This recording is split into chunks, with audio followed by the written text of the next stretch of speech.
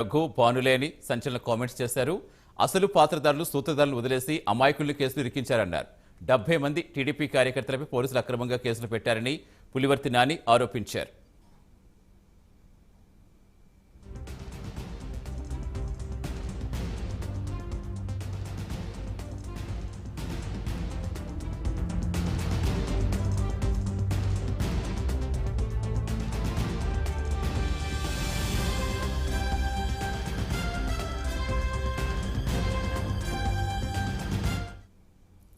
పులివర్తి నాని సంచలన కామెంట్స్ చేశారు. తనను చంపాలని చెవిరెడ్డి భాస్కర్ రెడ్డి, మోహిత్ రెడ్డి, రఘు భానులేని సంచలన కామెంట్స్ చేశారు. అసలు పాత్రధారులు సూత్రధారులు వదిలేసి అమాయకులను కేసులు ఇరికించారన్నారు. 70 మంది టీడీపీ కార్యకర్తలపై పోలీసులు అక్రమంగా కేసులు పెట్టారని నాని ఆరోపించారు. పూర్తి సమాచారం ఇచ్చేందుకు మా ఐపీ బ్యూరో చీఫ్ రాజు జాయిన్ అయ్యారు. రాజు, అసలు ఏం జరిగింది? ఇప్పుడు సంచలన పులివర్తి కామెంట్స్ ఏ విధంగా చూడాలి, ఏం చెప్తున్నారు?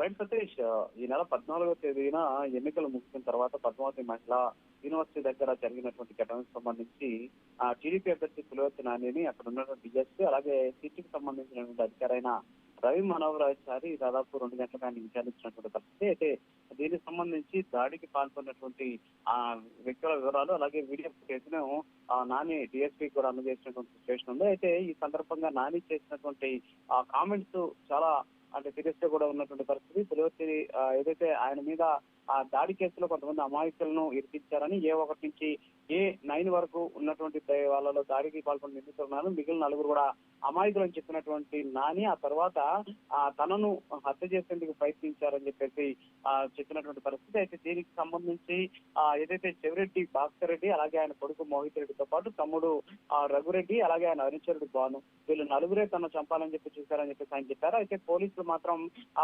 అసలైనటువంటి పాత్రధారులను సూత్రధారులను వదిలేసి దాదాపు చాలా మంది అమాయకుల మీద కేసులు పెట్టారని, మరీ ముఖ్యంగా 70 మందికి పైగా టీడీపీకి సంబంధించిన కార్యకర్తలపై అక్రమ కేసులు పెట్టారని చెప్పేసి ఆయన డిఎస్పీ దృష్టి కూడా తీసుకొచ్చినటువంటి పరిస్థితి. అయితే తన మీద అత్యాచారం చేస్తే వైసీపీ కార్యకర్తలను వదిలేసి టీడీపీ కార్యకర్తలపై అక్రమ కేసులు పెట్టడం పట్ల ఆయన ఒక ఇంత అసహనాన్ని వ్యక్తం చేశారు. అంతేకాకుండా తనకు తన కుటుంబానికి ప్రస్తుతానికి ప్రాణహాని ఉందని, అయితే దీనికి సంబంధించి పోలీసు భద్రత మరింత పెంచాలని చెప్పేసి కూడా ఆయన డిఎస్పీకి చెప్పినటువంటి పరిస్థితి. మరోపక్క ఇప్పటికే చెవిరెడ్డి భాస్కర్ రెడ్డి 4 చోట్ల రీపోలింగ్ నిర్వహించాలని చెప్పేసి కలెక్టర్ గలను, ఆ తర్వాత కలెక్టర్ దాన్ని దోషించినటువంటి సిచ్యువేషన్ నేపథ్యంలో ఆ అంశానికి సంబంధించి కూడా నాని కొన్ని వ్యాఖ్యలు కూడా చేసిన పరిస్థితి. పోలింగ్ వెళ్లాల్సినటువంటి అవసరం లేదని, అయితే కౌంటింగ్ మాత్రం సక్రమంగా నిర్వహించేటువంటి బాధ్యతను అధికారులు తీసుకోవాలని చెప్పేసి ఆయన వ్యాఖ్యలు చేసినటువంటి సిచ్యువేషన్. సో మొత్తానికి చెవిరెడ్డి భాస్కర్ రెడ్డి మీద అలాగే ఆయన కొడుకు మోహిత్ రెడ్డి అలాగే తమ్ముడు రఘురెడ్డితో పాటు ఆయన అనుచరుడు భాను, వీళ్ళ 4 మీద నాని ఒకంత ఆందోళన వ్యక్తం చేస్తున్నాడు. అంతేకాకుండా అనుమానం కూడా వ్యక్తం చేస్తున్నటువంటి పరిస్థితి. సో వాళ్ళే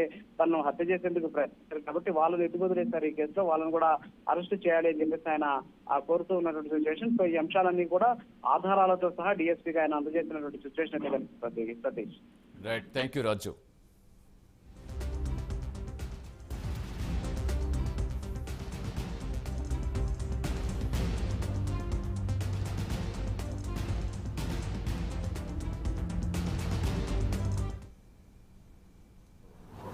దీనిపైన కూడా ఎంక్వైరీ చేయడం జరిగింది. ఏం జరిగింది ఎట్లా అని అన్ని విషయాలు చెప్పి ఆయన ఒకటే చెప్పాం, ఇక్కడ దీంట్లో కర్మ కర్త క్రియ ఎవరనేది వాళ్ళని చేయండి సార్. అమాయకులు మేము పెట్టింది 4, మిగిలిన వ్యక్తులు ఎవరు కానీ మేము చెప్పలా. అమాయకుల్ని వేధించద్దండి. ఇప్పుడు కూడా చెవిరెడ్డి భాస్కర్ రెడ్డి అతనితో వ్యక్తులందరూ దూరం అవుతారని చెప్పి కులాల మధ్య మతాల మధ్య చిచ్చు పెట్టాలనుకుంటున్నాడు. ఆ విధంగా లేకుండా మేము ఎవరి పేరు చెప్పలా. కర్మ కర్త క్రియ చెవిరెడ్డి భాస్కర్ రెడ్డి, మోహిత్ రెడ్డి, రఘునాథ్ రెడ్డి, భాను, మిగిలిన ఎవరు మాకు చూడలా. ఎవరు అనేది మేము చెప్పలా. అతని వర్గం దూరం అవుతారని చెప్పి ఉద్దేశంతో అతనే కొందరు పేర్లు పంపించి అతనే చేస్తున్నాడు. కాబట్టి దీన్ని పరిశీలించండి. మొన్న పెట్టిన ప్రొడ్యూస్ చేసిన వ్యక్తుల్లో కూడా కొందరు ముద్దాయిలు అమాయకులు ఉన్నారు, వాళ్ళని కూడా పరిశీలించని కూడా చెప్పడం జరిగింది. న్యాయం చేయమని కోరటం జరిగింది. ఈ తెర వెనకున్న ముసుగు వీరుడిని బయట తీయండి అని చెప్పడం జరిగింది. మీ వాళ్ళ మీద ఎంతమంది కేసులు? మా వాళ్ళ పైన మొత్తం ఆల్మోస్ట్ 70 మంది పైన, 75 మంది పైన. ఏ కేసులు? 307లు 2, 435లు, 332లు అయిపోయాయి. మీరు ఎంతమంది మీద చెప్పినారు ఫిర్యాదు చేస్తారు? నా కేసులో నేను ఇచ్చిన ఫిర్యాదు ఆ రోజు చెవిరెడ్డి భాస్కర్ రెడ్డి, చెవిరెడ్డి మోహిత్ రెడ్డి, చెవిరెడ్డి రఘునాథ్ రెడ్డి, భానుప్రకాష్. నేను చూసిన వాళ్ళు పెద్ద చెప్పాను. ఇంతసేపు విచారం జరిగింది కదా, అంటే ఎవరన్నా మీకు సీసీ ఫుటేజ్ ఏమైనా చూపించి వీళ్ళంతా గుర్తించమని అడిగారా లేకపోతే